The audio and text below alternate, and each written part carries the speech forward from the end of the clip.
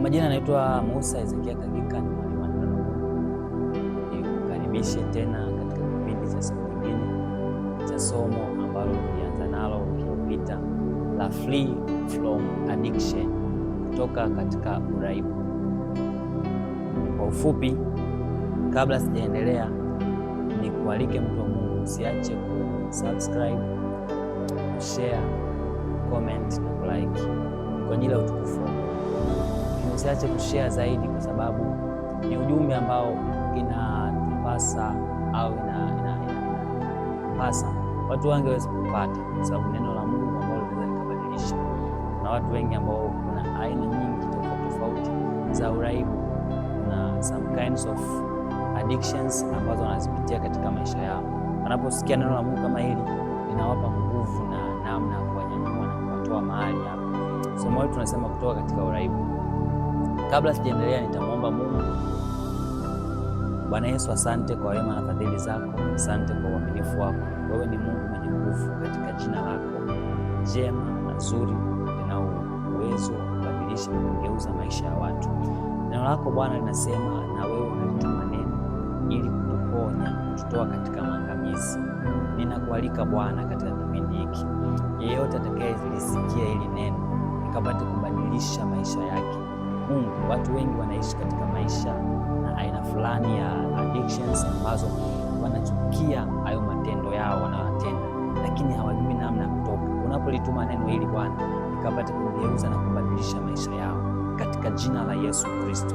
Kila roho ya giza iliyo nyuma ya addictions zote, ninaomba ye Bwana ikapigwe kwa neno lako katika jina la Yesu. Asante Roho Mtakatifu, chukua nafasi ye Bwana, itumie kama chombo chako tu, Mfalme. Amen. Basi nikukaribishe katika somo letu la Free from Addiction, kutoka katika uraibu. Kwa ufupi, nilisema uraibu ni hali ya mtu kuwa na tabia au utegemezi usiodhibitika juu ya kitu fulani kiasi kwamba anashindwa kuacha hata kama kinamletea madhara. Ni hali ambayo mtu ya kitabia au utegemezi usiodhibitika, manake anategemea aina ya kitu fulani ambacho kiasi ambacho hawezi kujidhibiti yeye kuamua. Imefika hatua ameshakuwa mtumwa wa hicho kitu, imefika hatua ambayo yeye mwenyewe hawezi. Sasa leo tuna uendelezo wa somo letu hili hapa, na katika somo hili tuliangalia nini maana ya uraibu, lakini pia mifano ya uraibu. Nilisema kuna uraibu wa pombe, uraibu wa sigara, uraibu wa dawa za kulevya, uraibu wa pornografia, uraibu wa kamari, uraibu wa mitandao ya kijamii. Hizi ni baadhi tu za aina ya uraibu ambayo mtu anaweza kawa amejikuta ni mtumwa wa hizo. Leo tutajifunza kitu ambacho kinapatikana katika somo letu hili. Tumezungumzia kwa habari kwamba uraibu ni hali ya mtu kuwa na tabia. Sasa leo tutajifunza kuwa na tabia hiyo, nini maana ya tabia na baadhi ya vitu ambavyo vitatusaidia. Tabia ni mwenendo au mtindo wa kudumu wa mtu katika kufikiri, mwenendo au mtindo wa kudumu wa mtu, kwanza katika kufikiri kwake, lakini katika kuzungumza na katika kutenda. Ni mwenendo wa maisha, ni mtindo wa maisha ya kila siku ambayo mtu anakuwa anaishi, kwanza katika kiwango chake cha kufikiri au katika vile vitu ambavyo anavifikiria, lakini pia anavyovisema, lakini pia na kutenda. Biblia inasema aonavyo mtu nafsini mwake ndivyo alivyo. Biblia Kiingereza inasema afikirivyo mtu ndani mwake, amini moyoni mwake, ndivyo alivyo. Sasa ule mwenendo au mtindo wa maisha wa kudumu wa mtu katika kufikiri, kuzungumza na kutenda, ndio maana ya tabia. Tunasema tabia ni mazoea yanayojirudia mara kwa mara mpaka yanakuwa sehemu ya maisha ya mtu. Narudia tena, ni mazoea yanayojirudia mara kwa mara mpaka yanafika hatua yanakuwa ni sehemu ya maisha ya mtu. Tabia ni kama mbegu ambayo mtu anaweza kuipanda katika shamba. Mbegu mwanzoni inaweza kawa ni mbegu ya harage, ni harage kama harage, lakini ndani ya ile mbegu ikishawekwa katika ardhi ikakutana na virutubisho mbalimbali, ikakutana na maji, ikakutana na mwanga, inatengeneza mmea ambao unazaa maharage mengi. Sasa ndivyo tabia ilivyo pia.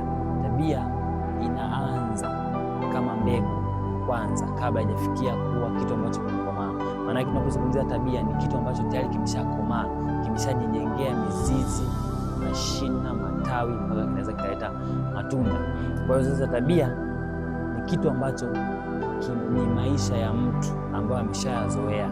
Maanake kabla ya kuzoea, kiwa ni kitu ambacho kilikuja kwa mara ya kwanza, kikachukua nafasi mara ya kwanza, kikapata nafasi zaidi na zaidi na zaidi, mpaka kitengeneza mizizi na matawi na mashina, ikafika kuwa kitu kinaitwa tabia. Ifika watu wanasema mtu huyu ana tabia mbaya, mtu huyu ana tabia ya usengenyaji. Lakini ukija kupiga mahesabu ni kwamba hakuanza hivyo, kilianza kitu katika hali ya chini. Tabia ni mazoea yanayojirudia mara kwa mara mpaka yanakuwa sehemu ya maisha. Ni mazoea ambayo yanajirudia mara kwa mara mpaka yanakuwa sehemu ya maisha ya mtu. Sasa tabia inaweza kawa nzuri au inaweza kawa ni mbaya, inategemeana imejengwa na ubaya au na uzuri. Mtu ambaye amejengewa katika mazingira ya tabia njema ataishi katika tabia njema. Tabia nzuri, mfano, anaweza kuwa na heshima, tabia ya heshima, tabia ya upendo, tabia ya uaminifu. Sasa hivi vyote ni vitu ambavyo mtu anaweza akajifunza au akaishi navyo. Tabia mbaya, mfano ugomvi, uvivu, wivu na vitu mbalimbali. Tabia. Sasa somo letu ni free from addiction, kutoka katika uraibu, na tumezungumza kuna aina tofauti za uraibu. Leo tutazungumza kwa baadhi ya uraibu ambazo zimekuwa na nafasi kubwa sana katika maisha ya watu wengi, ambazo watu wasiposaidiwa katika hizo, ni ngumu sana kuweza kukaa katika mahusiano kupendeza Mungu. Tabia ya dhambi. Kuna kitu cha tabia ya dhambi. Tabia ya dhambi ni nini? Hii ni mtindo wa maisha unaorudia dhambi fulani mara kwa mara mpaka inakuwa sehemu ya kawaida ya mtu. Ni mtindo wa maisha ambao mtu anarudia dhambi ya